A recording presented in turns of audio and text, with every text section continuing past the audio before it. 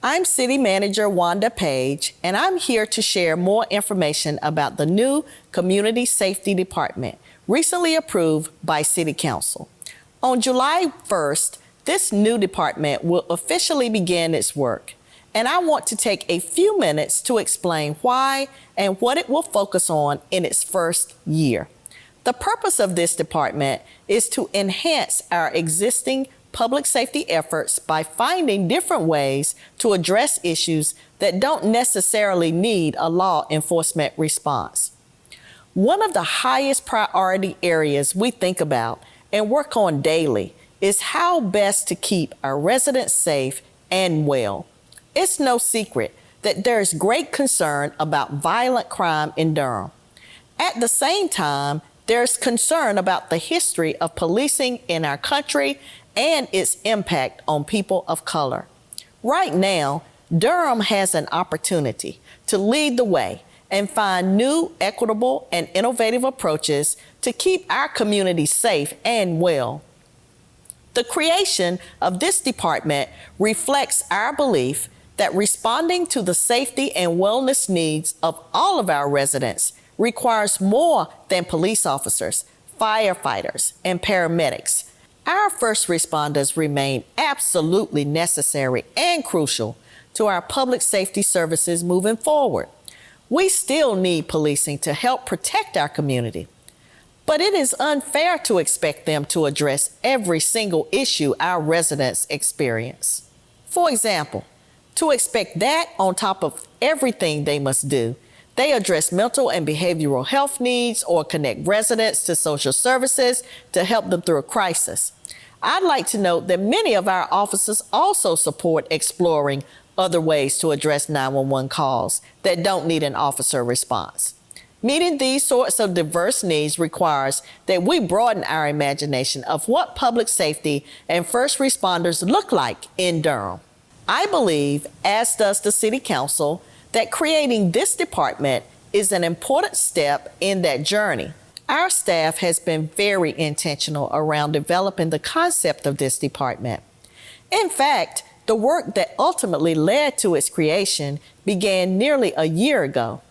In August 2020, we partnered with RTI International to launch an in-depth analysis of 911 calls to help us understand the needs of our residents and what types of resources could best address those needs. This work included an analysis of nearly 1 million calls between 2017 and 2020, a use of force analysis, a survey and focus groups with our first responders, and research of other promising approaches happening in cities across the country.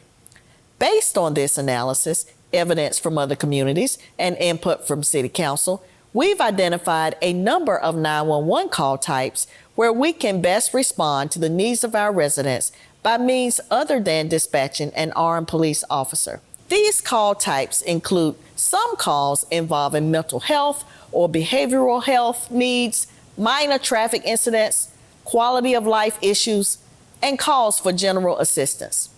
During the first year, we'll implement pilots to explore alternative responses to these sorts of 911 call types.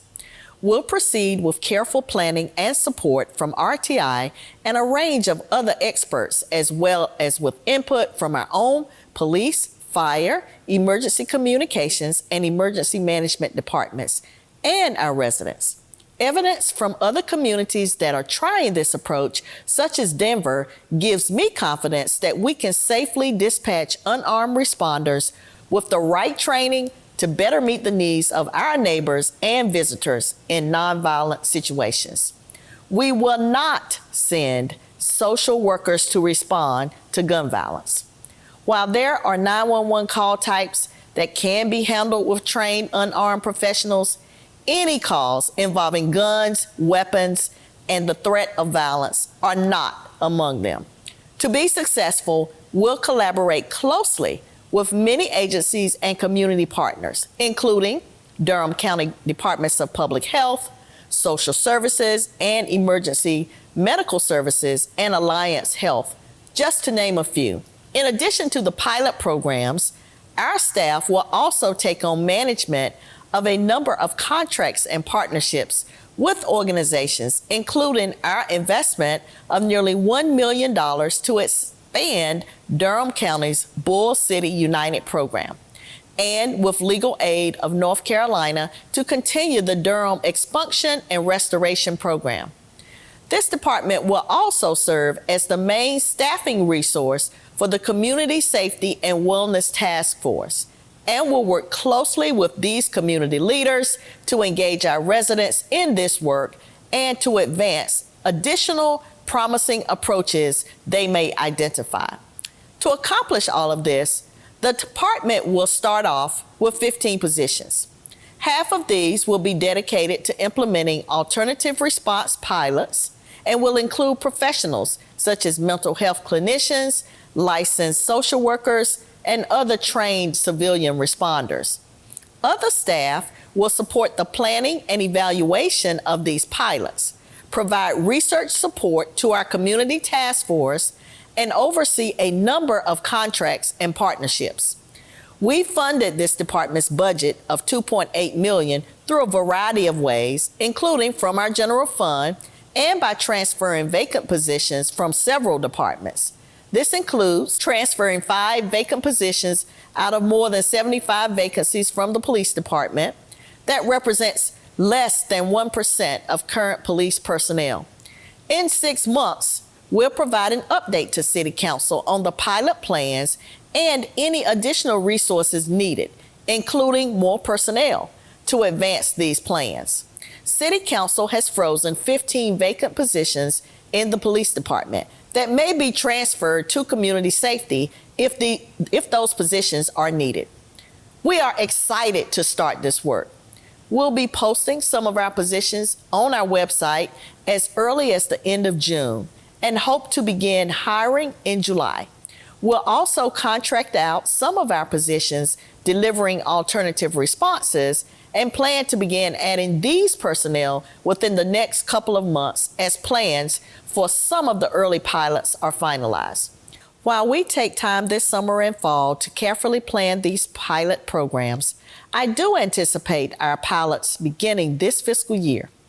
As we are committed to transparency and accountability in this work, we'll provide updates on our website so our residents know what to expect. I hope this video helps to clarify why we're trying this new approach and what we hope to accomplish moving forward. Evidence from other communities gives me confidence that alternative responders can reduce some of the current heavy call load on our police officers, meaning we can free up those officers to focus on violent crime, the area where we need them the most.